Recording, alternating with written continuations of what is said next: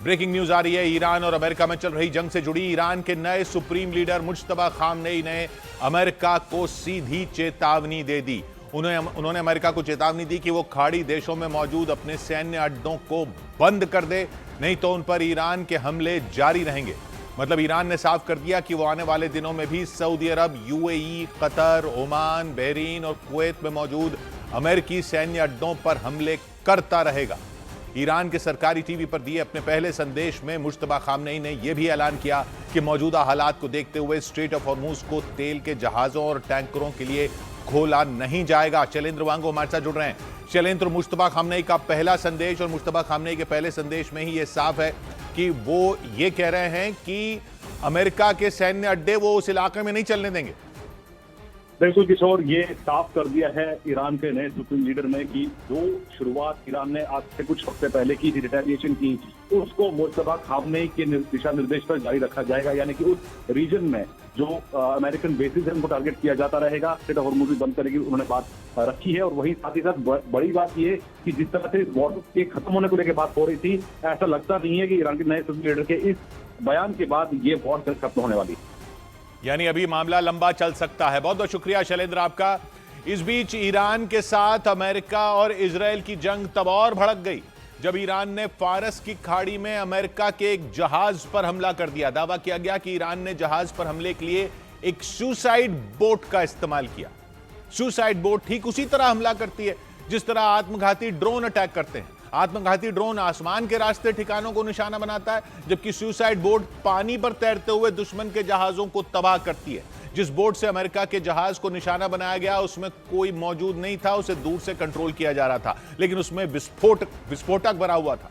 इसी वजह से जैसे ही वो आत्मघाती बोट, सुसाइड बोट जहाज से टकराई, वहां धमाका हो गया, पूरा जहाज तबाह हो गया। ये समझ लीजिए कि समंदर में ड्रोन चल रहे हैं। अब जहाज का नाम सेफसी विष्णु बताया गया।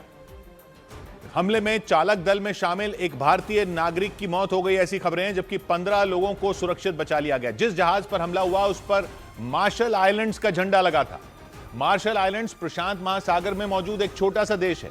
जहाज पर भले ही मार्शल आइलैंड्स का झंडा लगा था, लेकिन उस पर मालिकाना हक अमेरिका का था, ऐसा बताया गया और दावा किया गया कि इसीलिए ईरान ने उस जहाज को निशाना बनाया। पश्चिमी मीडिया के मुताबिक रात के वक्त ईरान की वो सुसाइड बोट अमेरिका के जहाज के पास पहुंची और चंद सेकंड के अंदर वो जहाज से टकरा गई। इसके बाद तो वहां इतना भयानक विस्फोट हुआ कि आसपास समंदर का पूरा इलाका हिल गया।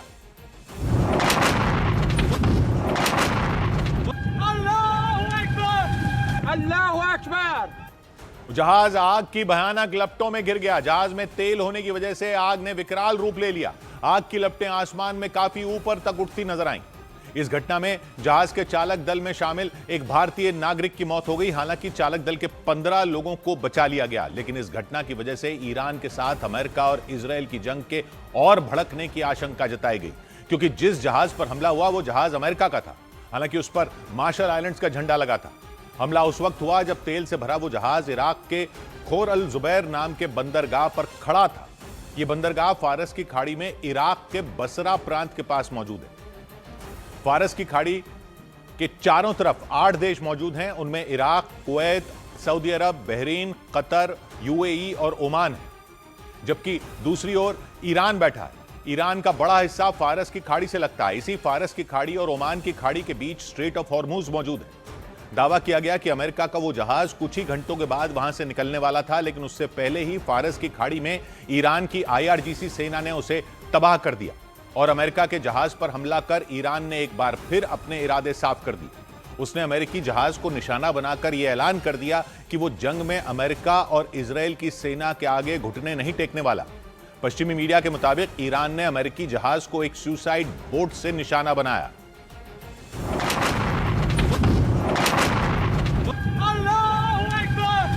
अल्लाहू अकबर! सुसाइड बोट का मतलब यह कि इसे कोई चला नहीं रहा था, ना ही उस पर कोई सवार था, ठीक उसी तरह जिस तरह से आत्मघाती ड्रोन हवा में उड़ते हैं, जबकि सुसाइड बोट पानी पर दौड़ती है। दावा है उस सुसाइड बोट को दूर से कंट्रोल किया जा रहा था, रिमोट कंट्रोल से चल रही थी, लेकिन उसमें भारी मात्रा में विस्फोटक भरा गया था। असल में ईरान अपने आत्मघाती हथियारों के लिए पूरी दुनिया में अब मशहूर हो चुका है। रूस और यूक्रेन युद्ध में ईरान ने रूस की सेना को आत्मघाती ड्रोन शाहिद 136 दिए थे। उनके दम पर रूस ने यूक्रेन की सेना को काफी नुकसान पहुंचाया था। ये ऐसे ड्रोन हैं जो दुश्मन के ठिकानों पर बमबारी करने के साथ खुद भी किसी ताकतवर बम की तरह फटते हैं। और यही ड्रोन यहां पर भी ईरान इजराइल के खिलाफ भी इस्तेमाल कर रहा है। खबर है कि ठीक इसी तरह ईरान की सेना ने बड़ी संख्या में सुसाइड बोट तैयार की हैं ताकि वो उनकी मदद से समंदर में अमेरिका के बड़े बड़े जहाजों और तेल के टैंकरों को निशाना बना सके। वैसा ही हुआ। यहां पर दावा किया गया कि ईरान ने एक सुसाइड बोट तैयार की और फिर उसे तेल से भरे अमेरिका के जहाज से टकरा दिया और इसका नतीजा यह हुआ कि अमेरिका का वो जहाज समंदर में जलकर भस्म हो गया। अमेरिकी जहाज पर हुए हमले के बाद इराक ने उन बंदरगाहों को बंद कर दिया जहां से कच्चे तेल का कारोबार हो रहा था। कुछ रोज पहले ईरान की IRGC सेना ने स्ट्रेट ऑफ हॉर्मुज को बंद कर दिया था। साथ में धमकी दी थी कि अगर ईरान की मर्जी के बिना किसी भी तेल के जहाज ने समुद्री गलियारे को लांघने या पार करने की कोशिश की तो उसे तबाह कर दिया जाएगा। फारस की खाड़ी में अमेरिकी जहाज को निशाना बनाने के बाद ईरान ने अमेरिका और इजराइल को एक और धमकी दी। उसने धमकी दी कि अगर उसके खार्क आइलैंड पर हमला हुआ तो वो फारस की खाड़ी को खून से लाल कर देगा, क्योंकि खबर है कि अमेरिका किसी भी वक्त खार्क आइलैंड पर हमला कर सकता है। खार्क आइलैंड को ईरान की अर्थव्यवस्था की लाइफलाइन कहा जाता है। यह आइलैंड फारस की खाड़ी में मौजूद है। ईरान के मुख्य तट से इसकी दूरी सिर्फ 25 से 30 किलोमीटर है। खास बात यह कि इस टापू पर बड़े बड़े टैंक मौजूद हैं और उनमें ईरान ने कच्चा तेल स्टोर करके रखा है। इसी जगह से तेल को जहाजों पर लाद कर वो पूरी दुनिया में भेजता है। पश्चिमी मीडिया के मुताबिक इसी वजह से अमेरिका की इस पर नजर है। वहीं ईरान को यह पता है कि अगर अमेरिका ने इस पर हमला किया तो उसकी अर्थव्यवस्था तबाह हो जाएगी। इसीलिए ईरान इस आइलैंड पर अमेरिका और इजराइल की छाया तक नहीं पड़ने देना चाहता। दावा किया गया कि इसी वजह से ईरान ने एक बार फिर अमेरिका और इजराइल को इसे लेकर धमकी दी ताकि वो किसी भी तरह अमेरिका को अपने इस खार्क आइलैंड से